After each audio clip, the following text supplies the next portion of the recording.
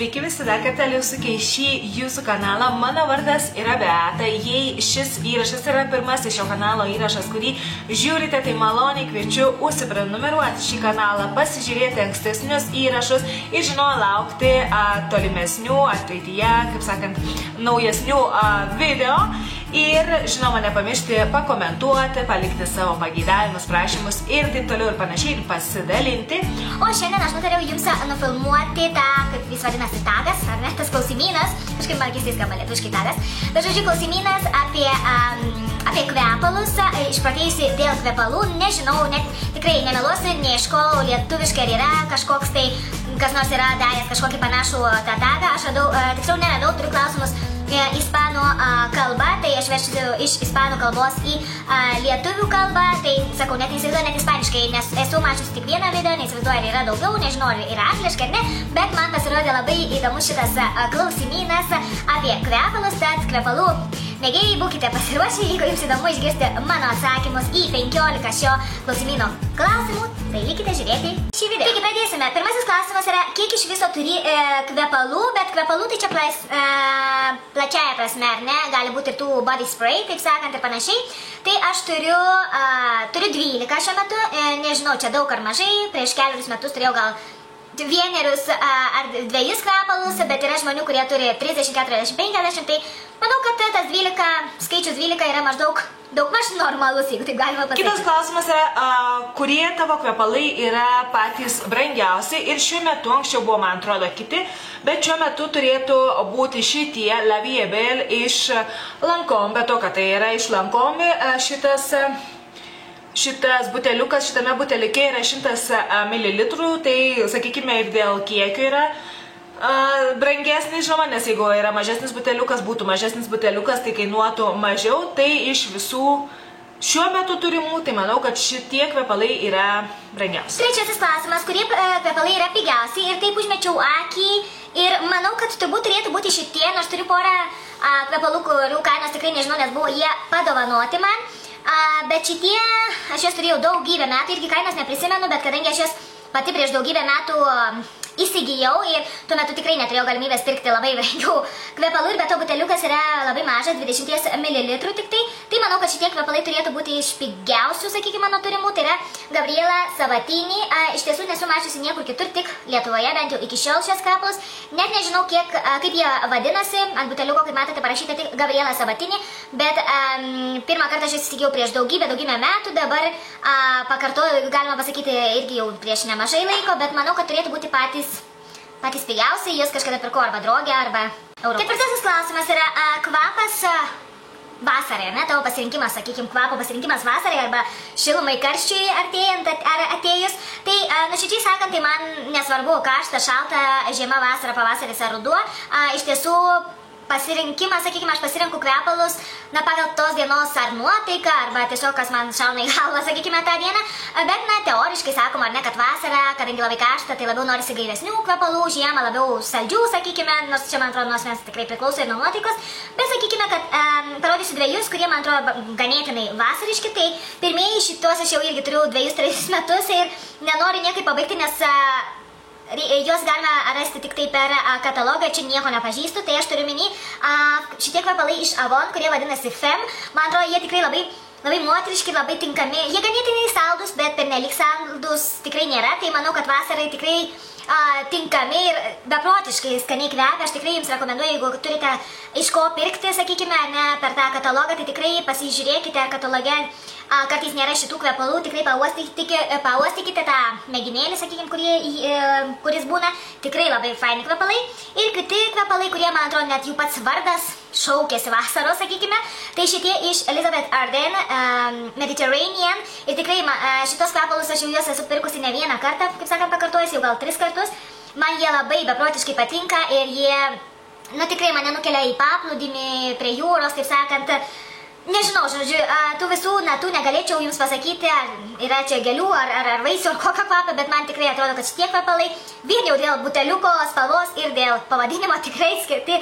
Na, man atrodo, vasarai tikrai galėtų būti labai tinkami. O 5. klausimas yra kvapas žiemai arba šalčiui, taip sakant, tai irgi man vienodai šviečia, bet, sakykime, jeigu kalbėtume apie saldesnius kvapus, tai manau šitie tikrai kvepalai yra labai saldus ir jie tikrai, man atrodo, žiemai tikriausiai šalčiui gal labiau tinkami, nors man tai vienodai šviečia, kaip aš sakau, užsipurškiu juos, kada man tik tai šauna į galvą, jie irgi gal ir vakarui labiau tinkami nei dienai, bet aš, jeigu kažkur einu ryte, tai ir užsinoriu, tai užsipurškiu juos ryte ir be problemų išbūnu visą dieną su šitais kvepalais, bet, sakykime, jeigu jums, jūs ieškote tokio kvapo labiau žiemiško, saldesnio, sakykime, sunkesnio kažkuria prasme, tai manau, šitie iš Lancome La Vie Belle yra tinkami žiemai arba šalčiui. 6. klausimas yra kvepalai visiškam triumfui, jeigu galima tai sakyti, arba visiškai pergalinė, aš taip išverčiau tą klausimą.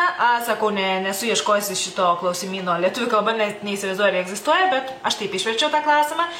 Tai aš išsirinkau šituos Miss Dior, kurie vadinasi Blooming Bouquet, jų yra 3, man atrodo, kvepalai, šitie man labiausiai patinka, šituos gavau dovanų prieš metus gimtadienio progą iš mano vyro ir kai jis man padovanojo tuos iš Lancome, tai aš beveik norėjau vėl įsigyti šitos, bet nutarėjau, kad geriau kažką naujo išbandyti, bet šitie man žiauriai patinka, jie man atrodo tokie labai moteriški, labai jausmingi, labai, nežinau, mane verčia jaustis labai moteriškai, jausmingai ir labai gerai, tai manau, kad labai tinkamas atsakymas į šį klausimą. 7. klausimas, gražiausias kvepalų buteliukas ir vėl pasikartosiu, dėja, sakau, neturiu 50 kvepalų, kad būtų skirtingi atsakymai, bet manau, kad šitie buteliukai, šitie La Vie Belle ir Blooming Bouquet patys gražiausi, gal šitas netgi man labiau patinka dėl to kaspinėlio, nes tai buvo, kas mano dėmesį iš tiesų patraukė, kai prieš juos įsigyja, nors šitas irgi atrodo labai elegantiškas tas buteliukas su tuo tokiu, nežinau, kaip skarelė atrodo ant kaklo, sakykime, bet gal labiau man patinka šitas, nors šitas buteliukas tikrai labai gražus. 8. klausimas. Tavo mėgstamiausia visų laikų kvepalai, net jeigu jų dabar jau nebėra, sakykime, tai iš tiesų man atrodo, kad tokių kvepalų neturiu. Na, sakau, šitie iš Mediterranean man patinka, tai juos dar galima įsigyti, taip sakant, tai... Bet jeigu reikėtų pasakyti kažkokius kvepalus paminėti, kurių jau neįmanoma gauti, tai tikrai net nežinočiau, ką paminėti, nes... Nėra tokių kvepalų, man atrodo. 9. klausimas. Kvapas, kuris tau primena tavo vaikystę. Na, čia gal labiau būtent turime omeny kvepalai. Sakykime, nes kvapai apskritai, žinoma, mums prisiminimus sukelia. Tai jeigu kalbėtume šiaip apie kvepalus konkrečiai, tai iš tiesų nėra jokių kvepalų, kurie man sukeltų kažkokius vaikystės prisiminimus. Gal dėl to, kad mano mama praktiškai nenaudojo kvepalų, neatsimenu, netgi mano močiutės, man atrodo, irgi, tai kaip ir nelabai galėčiau kažką pasakyti. 9. klausimas. Kvapas, kuris tau labai primena paauglystę, tai vėlgi parodysiu šituos Gabriela Sabatini, kaip jau minėjau, šitos kvepalus aš juos atradau, jeigu tai galima pasakyti, prieš daugybę metų ir manau, kad buvau maždaug to paaugliško amžiaus, ar 15, gal ir 20 metų ir po to jie buvo dingę, aš atsimenu, ir po to aš labai apsidžiaugiau, kai juos vėl atradau, todėl juos įsigijau prieš gal jau kokius 8 metus ir iš tiesų labiau tokie, žinot, kaip ir nostalgiją sukeliantys kvepalai, aš jų jau nebenaudoju, nes tas kvapas jau, sakykime, man mažiau priimtinas, jeigu galima pasakyti, bet man tikrai labai primena mano paauglystę, nes turbūt buvo praktiškai vieni pirmųjų kvepalų, kuriuos aš įsigijau. 11. klausimas. Kvepalai, kurie tau mažiausiai patinka, ar kuriuos mažiausiai naudoji. Tai labai liūdna parodyti kažką, kas buvo padovanota ir tau nepatinka, bet man atrodo, kvepalai yra labai asmeniškas toks dalykas ir be to priklauso nuo mūsų pH, ar ne, tai kas gal ant manęs kvepia gerai, ant kito žmogaus odos ne taip gerai arba atvirkščiai. Tai gal kažkieno bus šitie kvepalai, kuriuos parodysiu, gal kažkam jūsų mėgstamiausi, bet dėja, man nepriimtinas jų kvapas ir jeigu esu naudojusi kokius 5 kartus, tai čia jau yra labai daug. Tai yra šitie Aqua Woman, nežinau kokia yra firma, bet kvepalai vadinasi Aqua Woman. Jie man buvo padovanoti prieš jau gal porą metų ir iš tiesų galite pamatyti, kad nėra taip jau, ta prasme, aš tikrai jų labai daug nesu naudojusi, man tiesiog, nepatinka, ne mano kvapas ir dėja, aš jų nenaudoju. 12 klausimas.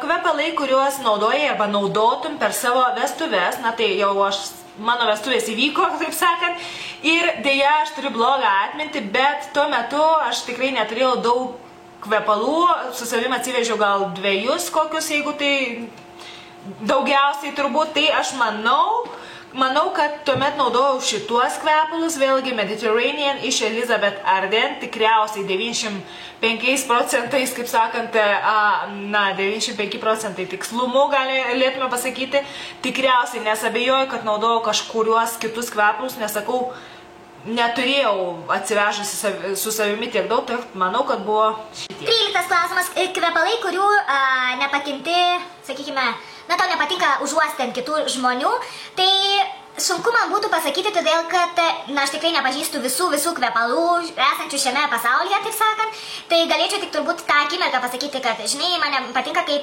šito žmogaus, pavyzdžiui, kvepalai, ar ne, arba kvepalai, kuriuos tu esi užsipurškęs ar užsipurškusi, priklausomai nuo vyro, ar tai vyras ar moteris, tai turbūt priklausytų nuo tos akimirkos, bet dabar negalėčiau taip jau iš galvos tiesiog pasakyti. 14 klausimas. Kvepalai, kurių, sakykime, kad nekenti nuo to didelio jų naudojimo, ar ne? Dėl to, kad labai daug naudojai ir jau tie kvepalai tau nebepatinka, jau nebegali jų pakęsti. Tai šitus kvepalus aš prieš, nežinau, gal 3-4 mėnesius užbaigiau, ačiū Dievui. Tai šitie kvepalai yra iš Lady Gaga, tai Fame, tai garsieji kvepalai, man jos atsiuntė mama viename siuntinyje. Ir kai aš juos pirkau, tai man jie, žinoma, labai patiko, jie labai saldus ir panašiai, bet aš pradėjau jausti, kad man jie jau per saldus, kad man galva sukasi ar panašiai, žodžiu, kad jau, kažkaip jie su manimi jau nebesiderina, nebeprisitaiko, nebepatinka, nei tinka, nei prie mano nuotaikos derinasi, nei prie, nežinau, mano pH ar panašiai, tiesiog aš jas užbaigiau tam, kad užbaigčiau, taip sakant, bet nemanau, kad vėl dar kartais įgyčiau, nors man jie pradžioje labai patiko, bet dabar jau kažkaip ir nelabai. Ir paskutinysis klausimas sako, 3 kvepalai, kurios turi savo tam wishlist, taip sakant, arba norų sąraše, taip sakykime, tai iš tiesų neturiu kažkokio kvepalų su kvepalai susijusio sąrašo, taip sakykime. Taip, man patinka kvepalai, bet nesu taip jau baisiai, man atrodo, išprotėjusi dėl jų, sakykime, gal labiau dėl makiažo nei dėl kvepalų. Tai, žinoma, karts nuo karto atsiranda tai vieni, tai kiti kvepalai, kurie patraukia mano dėmesį, bet, dėl kažkurios priežasties, ar dėl firmos, ar dėl buteliuko, ar panašiai. Pavyzdžiui, mano dėmesį traukia Juicy Couture kvepalai, esu uoščiusi gal 1 ar 2, nebeprisimenu dabar ir neatsimenu, kažkurie gal ir man patiko, bet jau tai buvo senokai, tai turėčiau vėl, kaip sakant, pauostyti.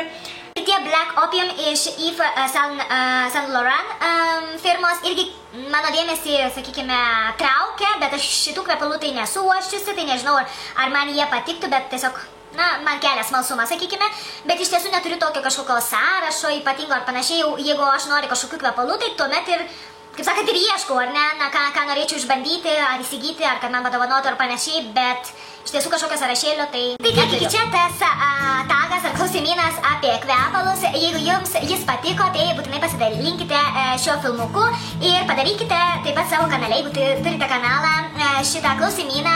Neturiu, manau, nepaliksiu nei vieno vardo, niekieno vardo, taip sakant, informacinė dėžutė, tie, kas norėčiau, kad padarytų šį tagą, nes net nežinau, ar žiūri mano video, tai man atrodo beprasmiška, bet jeigu jums irgi patinka kvepalai, bet jūs neturite kanalo, tai sakykite į kurį nors iš klausimų komentaruose, nežinau, jūs mėgstamiausi, pavyzdžiui, kvepalai ar panašiai, žodžiu, rašykite komentaruose, tikiuosi, kad buvo nenuobodu, jums patiko.